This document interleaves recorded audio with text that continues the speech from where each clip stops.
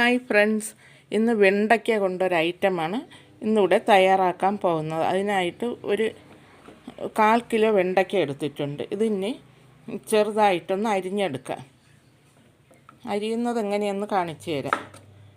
ഇങ്ങനെ 1 ഇഞ്ച് നീളത്തിനുള്ള കഷ്ണങ്ങളായിട്ട് ഇങ്ങനെ മുറിച്ച ശേഷം ഇത് 4 മുറിക്കണം. ഇങ്ങനെ 4 കഷ്ണമാക്കി മുറിച്ചെടുക്കണം.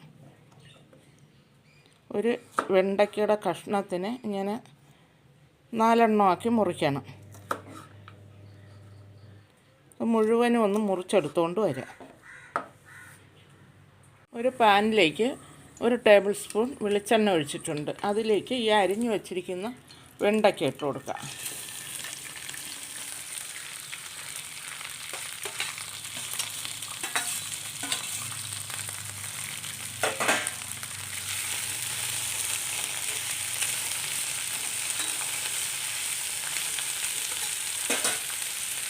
ഇനി അതിൻ്റെ കൂടെ തന്നെ ഒരു 1/2 ടീസ്പൂൺ മഞ്ഞൾപ്പൊടിയും കുറച്ച് ഉപ്പും കൂടി ഇട്ട് വഴറ്റിയെടുക്കാം. ഈ വെണ്ടയ്ക്കയുടെ വഴുവഴുപ്പൊക്കെ മാറുന്നത് വരെ ഒന്ന് വഴറ്റിയെടുക്കാം.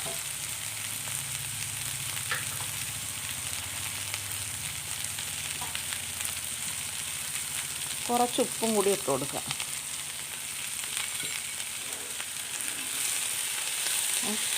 വെണ്ടയ്ക്കയുടെ വഴുവഴുപ്പൊക്കെ മാറുമ്പോഴത്തേക്ക് ഇത് കോരി പാത്രത്തിലേക്ക് മാറ്റി വയ്ക്കാം. വെണ്ടയ്ക്ക കരിഞ്ഞു പോകാതെ മീഡിയം ഫ്ലെയിമിലിട്ട് വേണം ഇതൊന്ന് വഴറ്റിയെടുക്കാൻ.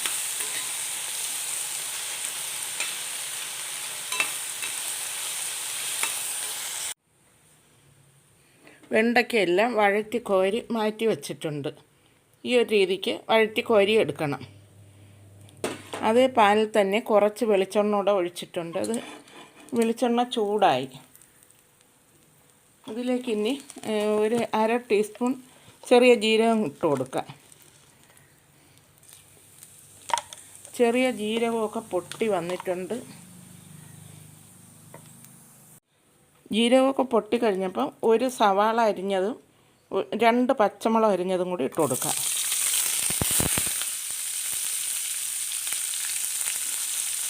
നന്നായിട്ടൊന്ന് വഴറ്റിയെടുക്കണം.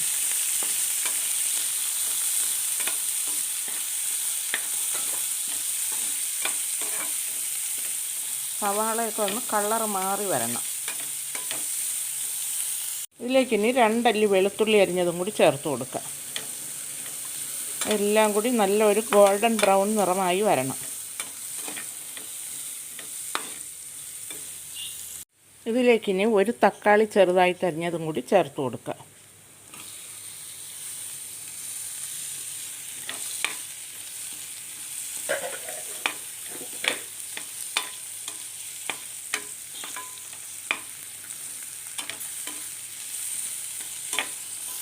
ഒരു 1/2 ലിറ്റർ തൈര് ഒരു പാത്രത്തിലേക്ക് ഒഴിച്ച്, വെള്ളമൊന്നും ചേർക്കാതെ നല്ല കട്ടിയായിട്ടുള്ള തൈരാണ്.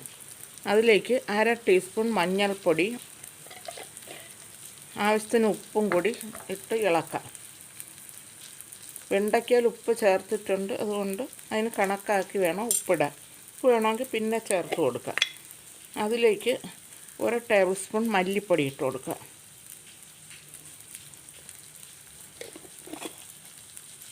ഇതിലേക്ക് 1 ടീസ്പൂൺ പിരിയമുളകിൻ്റെ പൊടിയും കൂടി ഇട്ട് കൊടുക്കുക.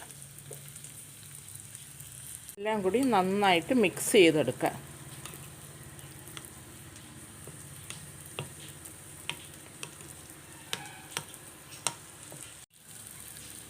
തൈര് കൂട്ടൊക്കെ നന്നായിട്ട് മിക്സ് ചെയ്തെടുത്തിട്ടുണ്ട്. ഇനി വഴറ്റിയ സവാള കൂട്ടിൻ്റെ മുകളിലോട്ട് ഒഴിച്ചു കൊടുക്കുക.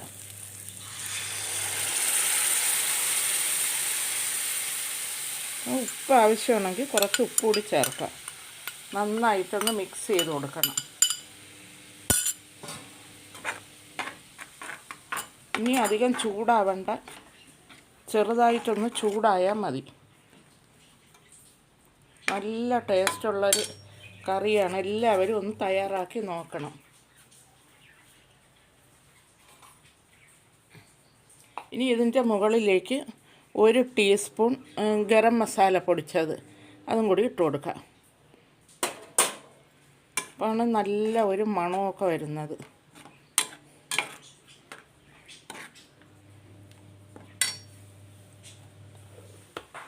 ഇനി ഇതിലേക്ക് നേരത്തെ മാറ്റി വച്ചിരിക്കുന്ന വെണ്ടയ്ക്ക ഇട്ട് കൊടുക്കുക. വെണ്ടയ്ക്ക ഇട്ട് നന്നായിട്ട് മിക്സ് ചെയ്ത് ഒന്ന് ചൂടാകുമ്പോൾ തീ അണയ്ക്കുക. അപ്പം നല്ല ഒരു മണമാണ്, കഴിക്കാൻ തോന്നുന്ന ഒരു മണമാണ്. അപ്പോൾ എല്ലാവരും ഇങ്ങനെ ഒരു കറി തയ്യാറാക്കി നോക്കണം, ഫീഡ്ബാക്ക് അറിയിക്കണം. ചോറിൻ്റെ കൂടെയൊക്കെ കഴിക്കാൻ ഇത് മാത്രം മതി. തൈര് കൂടുതൽ വേണമെന്നുണ്ടെങ്കിൽ കുറേ കൂടി തൈര് ഒഴിച്ചു കൊടുക്കുക.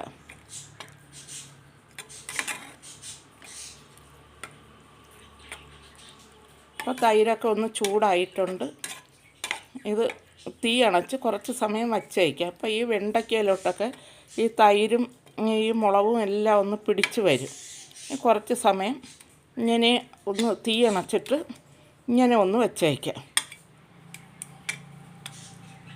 തീയൊക്കെ അണച്ചിട്ടുണ്ട്. നല്ല ഒരു കളറുള്ള ഒരു കറിയാണ്. അതിൻ്റെ മുകളിലായിട്ട് കുറച്ച് മല്ലിയില വിതറി കൊടുക്കുക. മല്ലിയിലയുടെ ചുവ ഇഷ്ടമല്ലാത്തവരിടണ്ട.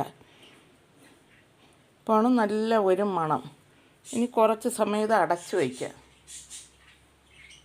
അങ്ങനെ നമ്മുടെ സ്വാദിഷ്ടമായ വെണ്ടയ്ക്ക കറി വിളമ്പുന്ന പാത്രത്തിലേക്ക് മാറ്റി കൊടുക്കുക.